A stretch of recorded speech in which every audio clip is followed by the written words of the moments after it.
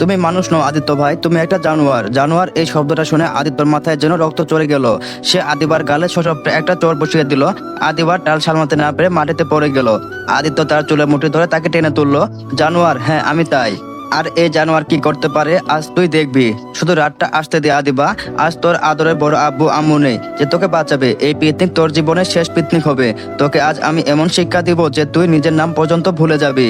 ঠিক তখনই আদিত্যর কয়েকজন বন্ধু সেখানে ছুটে আসলো। তারা দেখলো আদিত্য একটা আদিবাকে বকা দিচ্ছে আর আদিবা মাটিতে বসে কাঁদছে। তারা জানে আদিবা আদির বোন, তবু পরিস্থিতি বেগুনি দেখে তারা আদিত্যকে টেনে ছড়ালো। আদিত্য, কি করছিস? পাগল হয়ে গিয়েছিস নাকি? আদিত্য বোনদের ধাক্কা দিয়ে সরিয়ে দিল।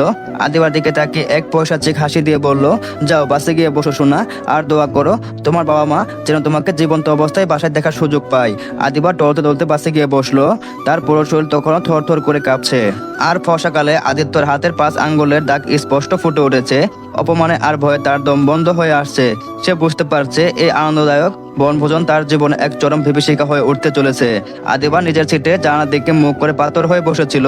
বাস ছাড়ার ঠিক আগ মুহূর্তে দরজার কাছে ছায়া দেখে সে শিউরে উঠল। তাকিয়ে দেখলো আদিত্য তার সিটের সামনে এসে দাঁড়িয়েছে। তাকে দেখে আদিবা ভয়ে নিজের সিটে আরো সিটিয়ে গেল। আদিত্যর চোখে মুখে এক পৈশাচিক শান্ত ভাব। সে কোনো কথা না বলে আদিবার পাশে সিটে বসা তার বান্ধবীকে দিকে জ্বলন্ত দৃষ্টিতে তাকালো। তারপর মাথা দিয়ে ইশারা করলো। সেখান থেকে সে উঠে যেতে কলেজের সবাই আদিত্যর উগ্র মেজাজ আর তার প্রভাব সম্পর্কে মোটামুটি জানে, তাই তাকে সবাই এড়িয়ে চলা সেই মনে করে। আদিত্যের ইশারা করতে যতটুকু দেরি হলো, সিটটা খালি হতে তার চেয়েও কম সময় লাগলো। মেয়েটি কোনো কথা না বাড়িয়ে দ্রুত সেখান থেকে উঠে অন্য সিটে চলে গেল। সিট খালি হতে আদিত্য কোনো অনুমতি ছাড়াই আদিবার ঠিক পাশে সিটে বসে পড়লো। তার শরীরে তপ্ত আজ আদিবা অনুভব করতে পারছে।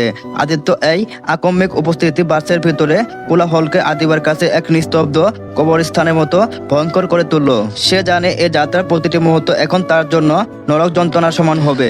বাস ছাড়ার সাথে সাথে ইঞ্জিন গর্জে উঠলো, কিন্তু আদিবার মনে হলো তার নিজের হৃৎপিণ্ডে ধূপপোকানি সে ইঞ্জিনের শব্দকেও ছাড়িয়ে যাচ্ছে। আদিত্য একদম তার গা ঘেঁষে বসে আছে। তার শরীর থেকে আসা দামি পারফিউমের গ্রান আদিবার কাছে দম বন্ধ করা কোনো গ্যাসের মতো মনে হচ্ছে। কিছুক্ষণ কেউ কোনো কথা বললো না। বাসের ভিতরে ছাত্রছাত্রীর হই হল্লা আর গান চললেও এই সিটটার যেন এক অদ্ভুত শীতলতা বিরাজ করছে। আদিবা জানালার বাইরে তাকিয়ে অন্ধকারের মাঝে নিজেকে লুকানোর আপ্রাণ চেষ্টা করছিল। ঠিক তখনই আদিত্য তীক্ষ্ণ কণ্ঠস্বর সাপের মতো ফিসফিস করে উঠলো আদিবার কানের কাছে। খুব টানা গজিয়েছে তোর, তাই না আদিবা? ভেবেছিলাম আমি অন্য বাসে থাকবো আর তুই এখানে বসে অন্য ছেলেদের সাথে হেসে হেসে গল্প করবি। খুব শখ হয়েছে আমার আকর্ষণের কেন্দ্রবিন্দু হওয়া, তাই না? আদিবা কোনো উত্তর দিল না। উত্তর দিলেই ফের থাপ্পড় খেতে হবে, এই আশঙ্কায় সে পাথর হয়ে বসে রইল। আদিত্য এবার আদিবার ওড়নার একটা কোণ নিজের আঙ্গুলে পেঁচাতে শুরু করলো। তার আঙ্গুলে পেঁচ আর টানে ওড়নাটা আদিবার গলার কাছে ফাঁস হয়ে শক্ত করে বসে যাচ্ছে। আদিত্য আদিবার গালের দিকে ইঙ্গিত করে নিষ্ঠুর গলায় বলল, এত মারি তোকে তবু তোর কোনো শিক্ষা হচ্ছে না? দেখ আমার আঙ্গুলের ছাপগুলো তোর ফর্সাকালে কত সুন্দর করে ফুটে আছে। এটা কি কোনো মডেলের মতো মনে হচ্ছে তোর কাছে? আদিবার চোখ থেকে নোনা জল গড়িয়ে পড়তে শুরু করলো। আদিত্য তাকে বিন্দু মতো বিচলিত হতে না বললো। কিরে এখন কাঁদছিস কেন? এই তো সবে শুরু, গন্তব্যে পৌঁছাতে পৌঁছাতে তোকে আরো অনেক কিছু সহ্য করতে হবে। এদিকে ভয়ে আদিবার গলা শুকিয়ে কাঠ হয়ে কান্না ভেজা গলায় সে বলল, পপো পানি খাবো আদিত্য ভাইয়া। আদিত্য কিছুটা অবাক হয়ে আদিবার দিকে তাকালো। এমন এক পরিস্থিতিতে আদিবা তার কাছে আবদার করবে সেটা সে কল্পনাও করেনি। এমন একটা পরিস্থিতিতে আদিবা আদিকে ভয় পাওয়া উচিত, কিন্তু সে ভয় পাওয়ার বদলে তার কাছে আবদার করছে দেখে আদিত্য কিছুটা অবাক হয়ে, তবে তার সে রেগে গেল না। আদিবার পানি খেতে চাওয়া আবদারে আদিত্যর ভিতরে রাগটা এক মুহূর্তের জন্য কিছুটা শীতল হয়ে এসেছে। তবে সে কঠিন হাওয়া ফান করে বলল, ব্যাগ থেকে বের করে খেয়ে নে। পানি খেয়েও কি আমার পারমিশন লাগবে? আমার কাছে পানি নেই।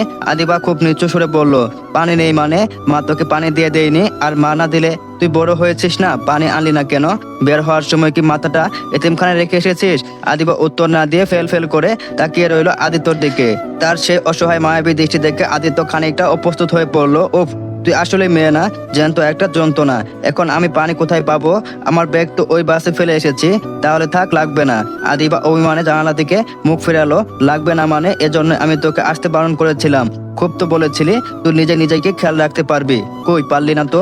বললাম তো পানি খাবো না, তোমাকে চিন্তা করতে হবে না, আমার নিজের ব্যবস্থা আমি নিজে করতে পারবো বলে আদিবা আদিত্যকে কিছু না বলে নিজের সিট থেকে উঠে দাঁড়ালো। টলমল পায়ে একটু সামনে এগিয়ে এক সহপাঠী মেয়ের কাছ থেকে করুণ সুরে বলল, তনিমা তোর কাছে কি পানি হবে? আমার খুব তৃষ্ণা পেয়েছে। তনিমা নিজের ব্যাগ থেকে একটা ছোট বোতল বের করে দেখালো, তাতে সামান্য কিছু পানি অবশিষ্ট আছে। সে মুখ বাঁকিয়ে বলল, দেখ আদিবা, এইটুকু পানি আছে আমার কাছে, আর সামনে কোনো স্টেপস নেই যে বাস থামবে। এটা আমি কাউকে দিতে পারবো না, আমি নিজে খাবো। সরি, তোকে দিতে পারছি না। আদিবা নিরাশ হয়ে ফিরে আসতে চাইলো, কিন্তু তার আগে আদিত্য বিদ্যুৎ বেগে নিজের সিট থেকে উঠে তনিমার সামনে গিয়ে দাঁড়ালো। তার চোখ সেই পরিচিত হিংস্র চাউনি ফুটে উঠলো। সে কোনো ভূমিকা না করে তরিমার হাত থেকে পানি বোতলটা হ্যাঁচকা টানে এক প্রকার জোর করে নিয়ে নিল। তরিমা ভয় পেয়ে চেঁচিয়ে উঠতে গিয়ে আদিত্যকে দিকে তাকিয়ে থেমে গেল, কিছু বলতে পারলো না। আদিত্য কোনো দিকে না তাকিয়ে বোতলটা আদিবার হাতে ধরে দিয়ে কর্কশ গলায় বলল, নে খা। আদিবা অবাক হয়ে একবার আদিত্য আর একবার বোতলটার দিকে তাকালো। আদিত্য তাকে ধমক দিয়ে বলল, তাকিয়ে আসিস কেন, খা। কিন্তু ভাইয়া, আমি তোকে খেতে বলেছি, তুই খা, বাকিটা আমি বুঝে নিব। আদিবা মুখ নিচু করে বোতলটা হাতে নিল।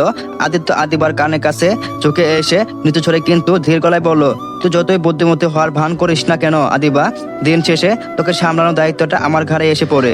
আমাকে ছাড়া তুই এক পাও চলতে পারিস না, অথচ মুখে মুখে বড় বড় কথা বলিস। আদিবা প্রচন্ড পিপাসা পেয়েছে, তাই সে গট গট করে বোতলে সবটুকু পানি খেয়ে নিল। আদিত্য এক দৃষ্টিতে তার পানি খাওয়ার দিকে তাকিয়ে রইল। আদিবা গলার ওঠানামা আর তৃপ্তির নিঃশ্বাস দেখে আদিত্যর বুকের ভিতরটা যেন শান্ত হয়ে গেল। পানি খেয়ে আদিবা বোতলটা আদিবার হাতে ফেরত দিতে গম্ভীরভাবে নিজের সিটে গিয়ে বসলো। আদিত্য খালি বোতলটা তনিমার দিকে ছুড়ে দিয়ে বলল, তোমার পিপাসা পেলে আমাকে বলো, আমি তোমার জন্য পানির ব্যবস্থা করে দিব। কথাটা বলে আদিত্য আবার আদিবার পাশে এসে বসলো। তার মুখে সেই আগের মতো কঠিন ভাব ফিরে এসেছে। তবে আদিবা জানে এই মানুষও তাকে যেমন যন্ত্রণা পোড়াতে পারে, তেমনি তার সামান্য পিপাসার জন্য অন্যের থেকে পানি ছিনিয়ে আনতে পারে। বাস যত সামনের দিকে এগোচ্ছে, বাইরে রাত তত গভীর যাচ্ছে, তার সাথে পাল্লা দিয়ে শীতের প্রকোপ বাড়ছে। আদিবা জানালার কাজটা পুরোপুরি টেনে দিলেও শীতের কাপড় থেকে রেহাই পাচ্ছে না। তার গায়ে কেবল একটা পাতলা কামিজ, কারণ পিকনিকে আসার কোনো পরিকল্পনাই তার ছিল না। তার হলো করে আতঙ্কে সে শীতের কাপড় গোছানোর সুযোগ পায়নি। ভিতরে ভিতরে আদিবা থরথর করে কাঁপছে, ঠান্ডায় তার হাত পা অবশ হয়ে আছে। কিন্তু সে টু শব্দটিও করতে সাহস পাচ্ছে না, কারণ সে জানে সে শীতের কাপড় আনেনি। শুনলে আদিত্য এই মাঝরাতের চলন্ত বাস থেকে তাকে ছুঁড়ে ফেলে দিতেও দুবার ভাববে না। আদিত্যর কাছে ভুল শব্দটির কোনো ক্ষমা নেই। আদিবা নিজের দুই হাত দিয়ে শরীরটাকে শক্ত করে জড়িয়ে ধরে নিজের কাঁপুনি আড়াল করার আপ্রাণ চেষ্টা করছে, কিন্তু আদিত্য তীক্ষ্ণ নজর থেকে কোনো কিছুই এড়ানো সম্ভব নয়। সে অন্ধকারে খেয়াল করলো আদিবা অস্বাভাবিকভাবে জড়সড় হয়ে বসে আছে এবং তার ঠোঁট দুটো ঠান্ডায় নীল হয়ে কাঁপছে। আদিত্য হঠাৎ রাগী কণ্ঠে বলে উঠলো, এই মুরগির বাচ্চার মতো এমন কাঁপছিস কেন? ব্যাগ থেকে জ্যাকেট বের করে পর। কথাটা শোনা মাত্র আদিবার বুক ধরফর করে উঠলো, ভয়ে তার গলা শুকিয়ে কাট। সে তো জানে তার ব্যাগে কোনো জ্যাকেট নেই। সে কোনো মতে তুতলামি করে বলল, আসলে ভাইয়া, আমার তেমন ঠান্ডা লাগছে না, আমি ঠিক আছি। মিথ্যা বলবি না একদম। আদিত্য এবার আদিবার দিকে ঘুরে বসলো। তার কণ্ঠ আরো কঠোর হলো, তোর দাদার দাঁত লাগার শব্দ আমি এখান থেকে শুনতে পাচ্ছি, জ্যাকেট বের কর বলছি। আদিবা মাথা নিচু করে নিজের আঙ্গুল কচলাতে লাগলো, ভয়ে তার চোখ দিয়ে জল পড়ার উপক্রম। সে খুব নিচু ছড়ে বলল, ভাইয়া, আমি শীতের কাপড় আনতে ভুলে গিয়েছি। কথাটা বলে আদিবার চোখ বন্ধ করে ফেললো। সে ভাবলো এখনই হয়তো আদিত্যর বিশাল এক চর তার গালে আছড়ে পড়বে, কিংবা ঘাট ধরে বাস থেকে নামিয়ে দিবে। কিন্তু কয়েক সেকেন্ড পর পার হয়ে গেলে কোনো আঘাত আসলো না। আদিবা ভয়ে ভয়ে চোখ খুলে দেখলো আদিত্য তার দিকে এক অদ্ভুত অবিশ্বাসের দৃষ্টি তাকিয়ে আছে। তারপর এক দীর্ঘশ্বাস ফেলে আদিত্য নিজের শরীরের ভারী চামড়ার জায়গাটা খুলতে শুরু করলো। তুই কি কোনোদিন মানুষ হবি না আদিবা? আদিত্য তাতে দাঁত চেপে বলল, জানি না কেন সবসময় ভুল করিস তুই, আর শাস্তি হিসেবে আমাকে পেতে হয়।